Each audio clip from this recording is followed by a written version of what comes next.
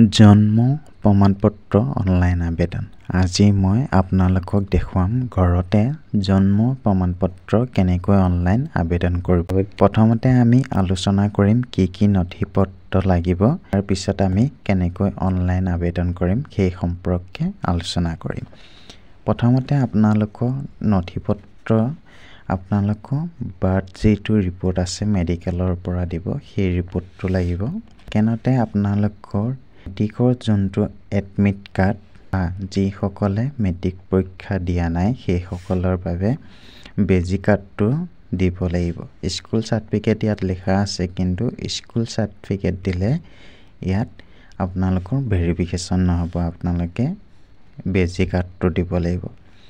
তৃতীয়তে আপোনালোকে এফিডেভিট দিব লাগিব, যিটো আপোনালোকে উকিলৰ ওচৰৰ পৰা পাই যাব। আৰু এনি আদাৰ ডকুমেণ্টছত আপোনালোকে গাঁও প্ৰধানৰ এখন প্ৰমাণপত্ৰ, দেউতাকৰ আধাৰ কাৰ্ড, ভোটাৰ কাৰ্ড আৰু আপোনালোকে ডিষ্ট্ৰিক্ট পৰ্টেলৰ পৰা উলিওৱা এখন ফৰ্ম, যিখন মই ডেছক্ৰিপশ্যনত দি দিম, এখন এপ্লাই কৰি আপোনালোকে তাত কৰিব লাগিব।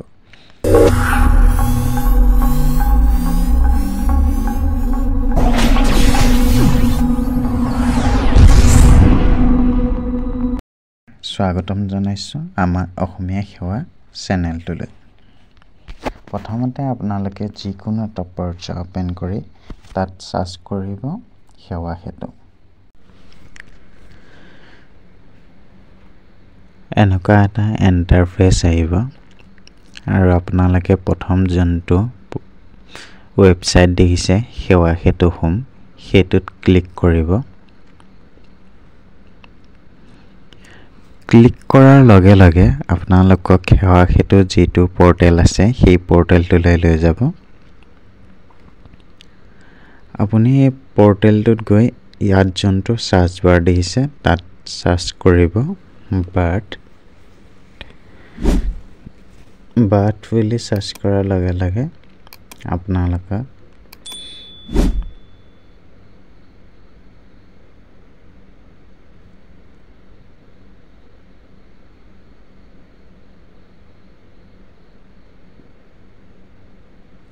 যিটো ছেকেণ্ড অপশ্যন দেখিছে পাৰ্মিশ্যন ফৰ বাৰ্থ ৰেজিষ্ট্ৰেশ্যন, সেইটোত ক্লিক কৰিব। ক্লিক কৰাৰ লগে লগে আপোনালোকৰ সন্মুখত এনেকুৱা এটা পেজ আহিব। ইয়াত আপোনালোকে গাইডলাইনছসমূহ পঢ়ি চাই ল'ব আৰু আপোনালোকে কি ডকুমেণ্টছ লাগে ভালকৈ চাই ল'ব। যোৱাৰ পিছত আপোনালোকে এপ্লাই নাওত ক্লিক কৰিব। এপ্লাই নাওত ক্লিক কৰাৰ লগে লগে আপোনালোকক নতুন এটা পেজলৈ লৈ যাব, য'ত আপোনালোকে লগইন কৰিব লাগিব। আপোনালোকে চিটিজেন লগইন কৰি ল'ব। যদি বৰ্তমানলৈকে কৰা নাই, মই লিংক ডেছক্ৰিপশ্যনত দি দিম, তাত আপোনালোকে ভিডিঅ'টো চাই আপোনালোকে লগইন কৰিব পাৰিব। লগইন কৰাৰ লগে লগে আপোনালোকক এই পেজটোলৈ লৈ আহিব। ইয়াত আপোনালোকে হোম যোনটো আছে সেইটোত আপোনালোকে ক্লিক কৰিব। ক্লিক কৰাৰ লগে লগে সেৱা সেতু যিটো পৰ্টেল সেইটোলৈ আপোনাক আকৌ লৈ আহিব। আপোনালোকে ইয়াত চাৰ্চ কৰিব বাৰ্থ। চাৰ্চ কৰাৰ লগে লগে আপোনালোকে যিটো 2 নম্বৰ অপশ্যন দেখিছে সেইটোত ক্লিক কৰিব। ক্লিক কৰাৰ লগে লগে আপোনালোকে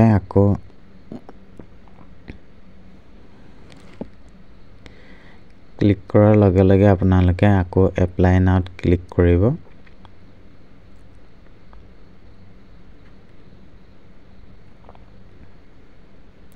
ইয়াত আপোনালোকে লেংগুৱেজটো চেঞ্জ কৰি ল'ব পাৰে, আপোনালোকে সুবিধাৰ ক্ষেত্ৰত আপোনালোকে চেঞ্জ কৰি ল'ব। এপ্লাই নাওত ক্লিক কৰাৰ লগে লগে আপোনালোকৰ যিটো বাৰ্থ ৰেজিষ্ট্ৰেশ্যন সেইটো আপোনালোকৰ ফৰ্মখন এনেকৈ আপোনালোকৰ সন্মুখত আহি যাব।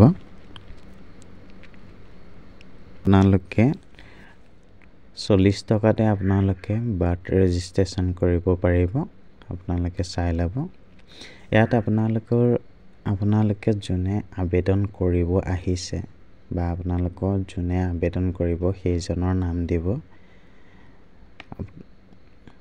আপোনালোকে ইয়াত যোনজন আপোনাৰ গুৰিত আবেদন কৰিব আহে বা আপুনি নিজে আবেদন কৰি আছে সেইজনৰ নাম দিব।